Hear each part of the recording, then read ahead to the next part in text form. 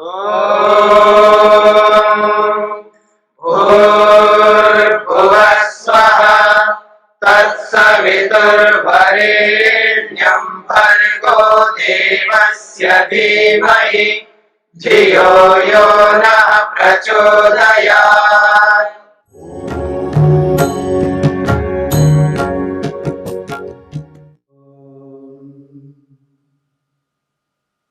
विभूति पाद के 49वें सूत्र को लेकर के हम विचार कर रहे हैं। प्रसंग है समाधियों का। अलग अलग समाधियों की चर्चा हो रही है। इस 49वें सूत्र में दो ऐसी सिद्धियां बताई जा रही है जो योगी के लिए अत्यंत आवश्यक है। एक है सर्वभाव अधिष्ठातृत्व, दूसरा है सर्वज्ञातृत्व। सत्व पुरुष अन्यता ख्याति मात्रस्य सर्वभाव अधिष्ठातृत्वं सर्वज्ञातृत्वं च। मन और आत्मा को अलग अलग क्रियात्मक रूप में प्रैक्टिकल से अनुभव करता हुआ योगी समस्त सत्तात्मक भाव पदार्थों का स्वामी बनता है। समस्त का मतलब ये है जो व्यक्ति के प्रयोजन के लिए, व्यक्ति के प्रयोजन को पूरा करने के लिए, मनुष्य का जो एम है, लक्ष्य है, टारगेट है, उसके लिए जो जो आवश्यक, जिनके बिना प्रयोजन पूरा नहीं होता हो, उन समस्त पदार्थों का वो अधिष्ठाता स्वामी बनता है। इसका अभिप्राय यह है कि उन समस्त पदार्थों का समुचित रूप में न्याय पूर्वक सत्य से युक्त होकर के उनका प्रयोग उपभोग करता है, उनका भोग करता है और अपवर्ग तक पहुंचता है। ऐसे उन समस्त पदार्थों का वो अधिष्ठाता स्वामी मालिक बनता है। ये एक बात कही है। दूसरी बात है सर्व ज्ञातृत्व, यानी उन्हीं पदार्थों का वो ज्ञाता बनता है। केवल उनका उपभोग प्रयोग ही नहीं करता, उनको पूर्ण रूप से ठीक प्रकार से न्यायपूर्वक उनको जानता है, उनकी जानकारी भी होती है, उनका पूरा इंफॉर्मेशन उसके पास रहता है जिन वस्तुओं का वो प्रयोग करता है। ऐसे ही नहीं आंख मीच करके किसी भी वस्तु का प्रयोग कर रहा हो। जिस वस्तु का वो प्रयोग करता है उस वस्तु का ज्ञान, उसकी जानकारी यथार्थ रूप में उसके पास होगी। यह है सर्वज्ञातृत्व का अर्थ। तो महर्षि वेदव्यास ने इसकी व्याख्या करते हुए समझाया है। कहते हैं सर्वभाव अधिष्ठातृत्व क्या है? वो कहते हैं सर्वात्मनो गुणा व्यवसाय व्यवसेयात्मका स्वामिनं क्षेत्रज्ञं प्रति अशेष दृश्यात्मत्वेन उपस्थिता इत्यर्थः। सर्वभाव अधिष्ठातृत्व को खोलते हुए महर्षि वेदव्यास क्या लिख रहे हैं? वो कहते सर्वात्मनो गुणा, संपूर्ण रूप से जो गुण है, यानी सत्व रजतम से उत्पन्न हुए जो भी पदार्थ है, कार्य पदार्थ, व्यवसाय व्यवसेयात्मका। देखिए दो बातें, व्यवसाय कहते हैं ज्ञानात्मक, व्यवसाय का अर्थ है ज्ञानात्मक, और व्यवसाय का अर्थ होता है ज्ञानात्मक। ज्ञानात्मक और ज्ञेयात्मक। एक तो जानने योग्य है, जिसको हम जान सके। जैसे मेरे सामने कोई पुस्तक है तो ये पुस्तक जो है जानने योग्य है, इसको कहते हैं व्यवसायात्मक, यानी जानने योग्य। और व्यवसाय का अर्थ होता है उसका ज्ञान, उस पुस्तक का ज्ञान, यानी पुस्तक और पुस्तक का ज्ञान। ये व्यवसाय और व्यवसायात्मक। ऐसे ज्ञान और जानने योग्य वस्तुओं का वो स्वामी बनता है। और क्षेत्रज्ञ का एक बहुत बड़ा विशेषण दिया है आत्मा के लिए, क्षेत्रज्ञ, क्योंकि जिस क्षेत्र में रहता है उस क्षेत्र को वो यथार्थ रूप से जानता है। तो योग के क्षेत्र में यदि कोई योगाभ्यासी है तो वो योग को पूरा यथार्थ जान लेना चाहिए, चाहे वो थ्योरी के रूप में या प्रैक्टिकल के रूप में। दोनों स्वरूपों से जब व्यक्ति उस योग को जानता है तभी उस योग में गति प्राप्त करता होगा और जो प्रयोजन लक्ष्य है वहां तक पहुंचेगा। असंप्रज्ञा समाधि तक पहुंचना है और असंप्रज्ञा समाधि को प्राप्त करके सारे संस्कारों को, सारी अविद्या को, क्लेशों को नष्ट करना है और कर्मों के जो संस्कार है उनको नष्ट करना है।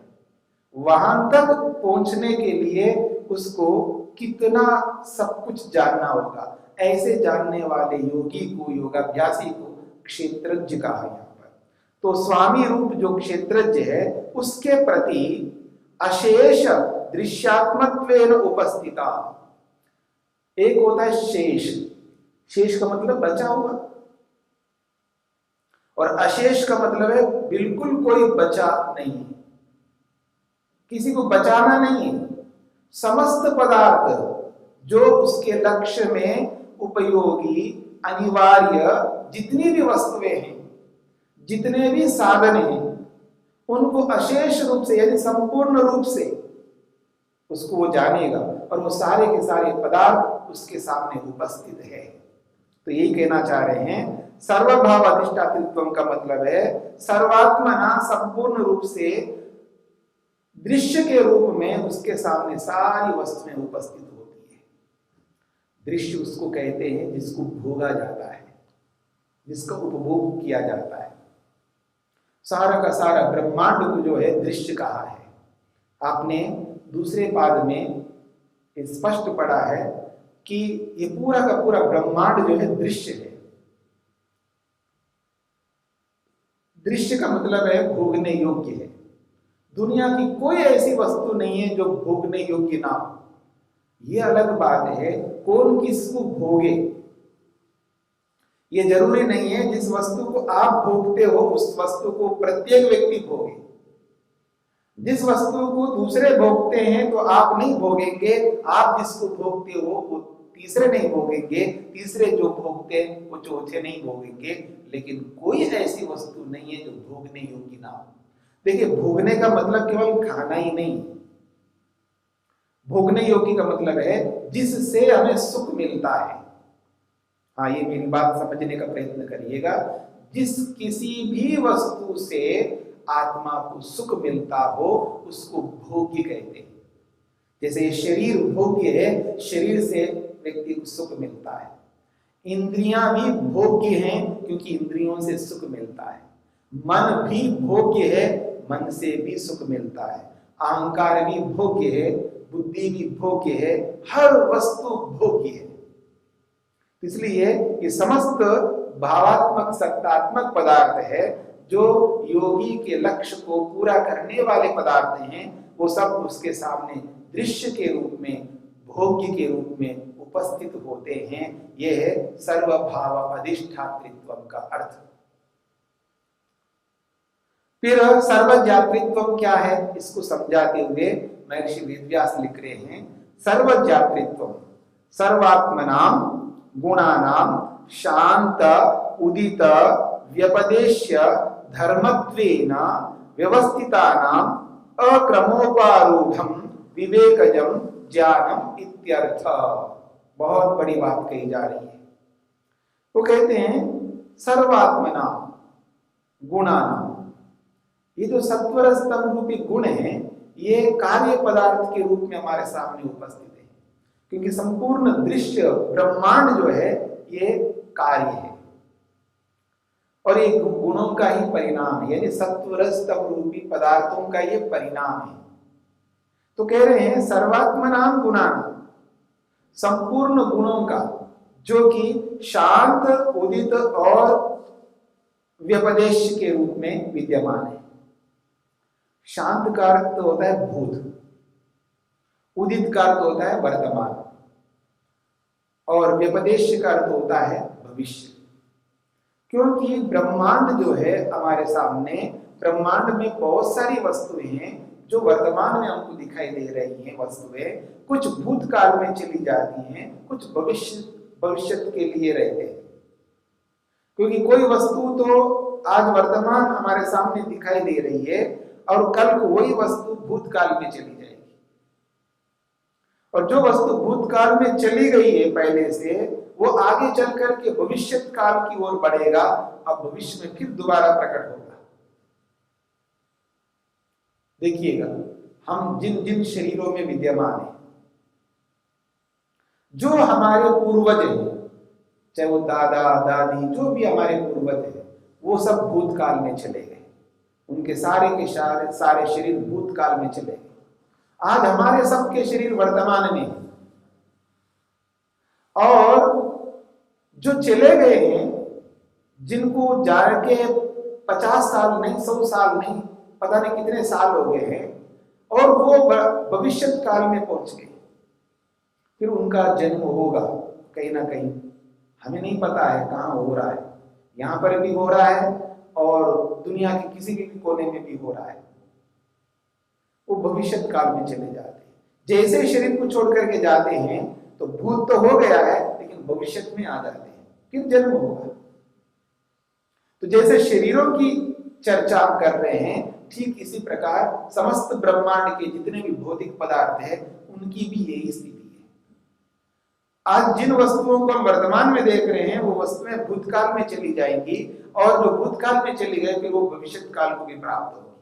तो उसी के लिए कहा जा रहा है शांत यानी भूत, उदित यानी वर्तमान, और व्यपदेश्य यानी भविष्य। तो इन तीनों धर्मों से युक्त है ये सभी पदार्थ। व्यवस्थितानाम अक्रमोपारूढ़, भूत वर्तमान और भविष्य के रूप में जो व्यवस्थित है, कौन भूत में है, कौन वर्तमान में है और कौन भविष्य में है, ये व्यवस्था बनी हुई है। इस व्यवस्था में रहने वाले इन तीनों कालों के पदार्थों को अक्रमोपारूढ़, एक होता है क्रम यानी भूत वर्तमान भविष्य, या वर्तमान भूत या भविष्य, कैसे भी आप ले सकते हो। तो ये जो क्रम है, बिना क्रम के यानी भूतकालस्थ, वर्तमान कालस्थ, भविष्य कालस्थ समस्त पदार्थ योगी के सामने बिना क्रम के उपस्थित है। यानी इतनी तीव्रता से वो व्यक्ति अनुभव करता है, जो कि जब तीव्रता होती है किसी चीज को अनुभव करने की, उसमें क्रम दिखता नहीं है। आराम से अगर आप जानो, देखिए जैसे आप सब बैठे हुए हैं, मैं एक व्यक्ति को आराम से देखूं, और फिर उसके बाद दूसरे को देखूं, उसके बाद तीसरे को देखूं, उसके बाद चौथे को देखूं, इसे एक एक एक करते हुए सबको बारी बारी से देखूं। इसमें धैर्य है, आराम से हम देख रहे हैं। और मैं ऐसा ना करके एक बार यूं ऐसा कर लो और यूं ऐसा कर लो शीघ्रता से, तो सबको ऐसा लगता है कि बिना क्रम से देखा है, मतलब बिना क्रम के सबको एक बार में देख लिया है। मतलब ऐसा नजर डालूं तो एक बार सब दिखाई दे रहे मेरे को। तो ये कैसे, क्या बिना क्रम के हो रहा है?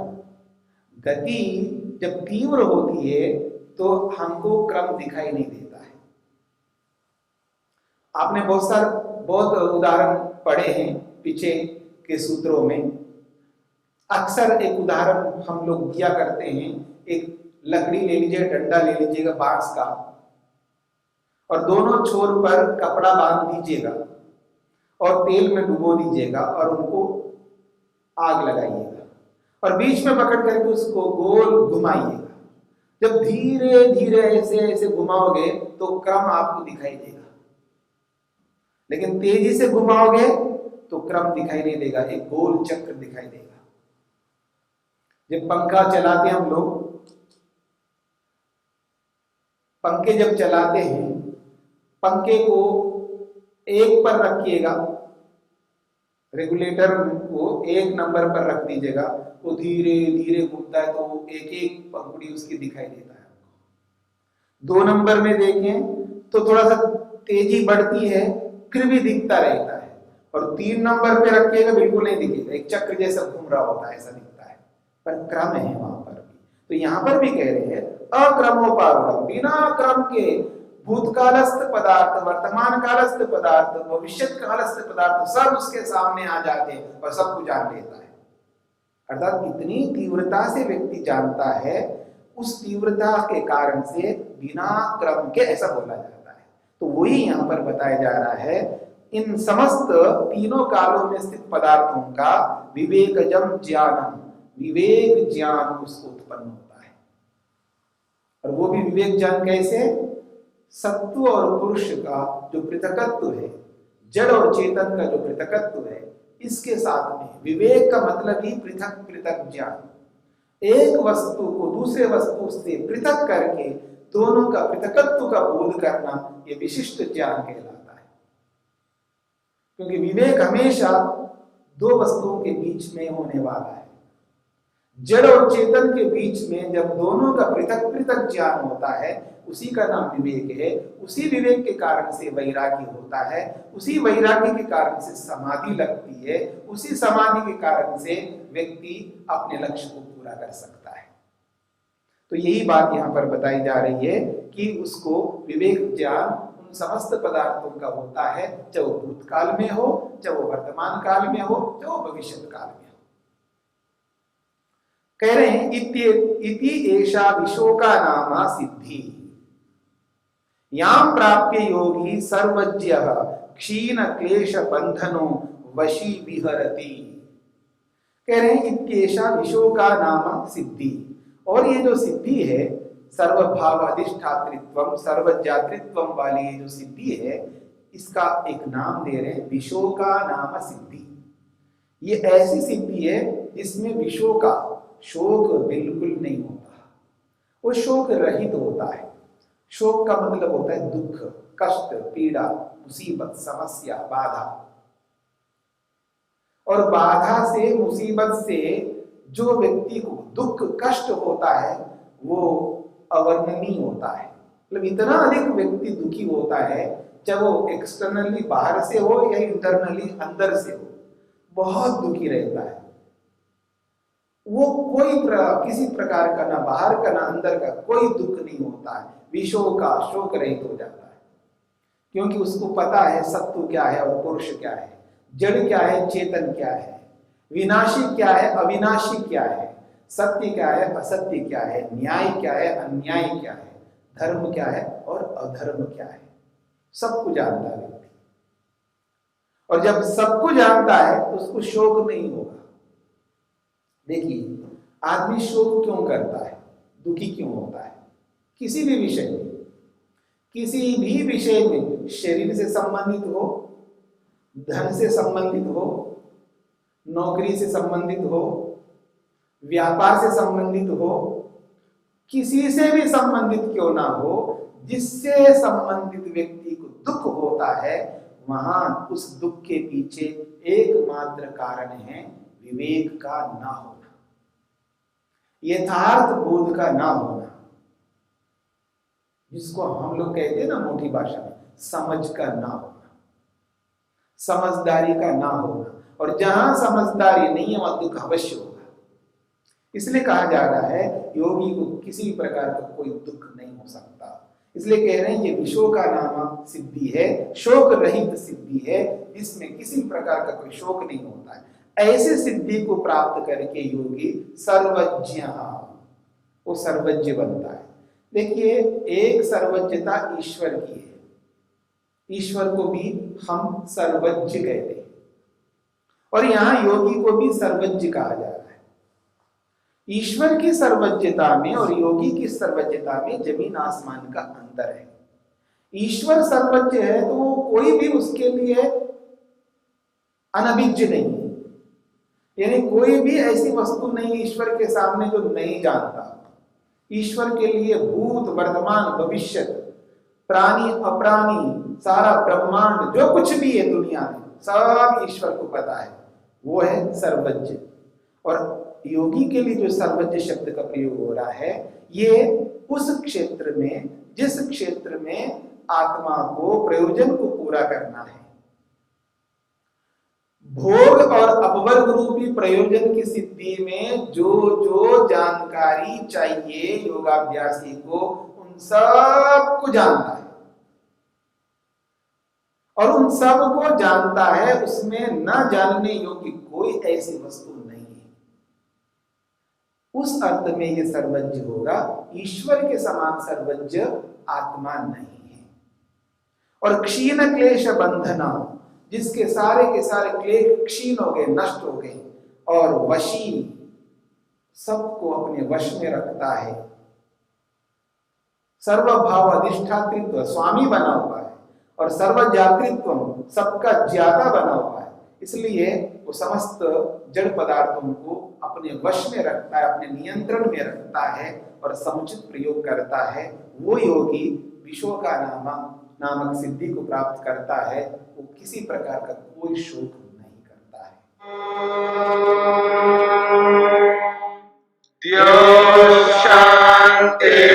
शान्तिरन्तरिक्षं शान्तिः पृथिवी शान्तिरापः शान्तिरोषधयः शान्तिः वनस्पतयः शान्तिर्विश्वे देवाः शान्तिर्ब्रह्म शान्तिः सर्वं शान्तिः शान्तिरेव शान्ति क्षमा शान्तिरेधि। ॐ शान्ति शान्ति शान्तिः।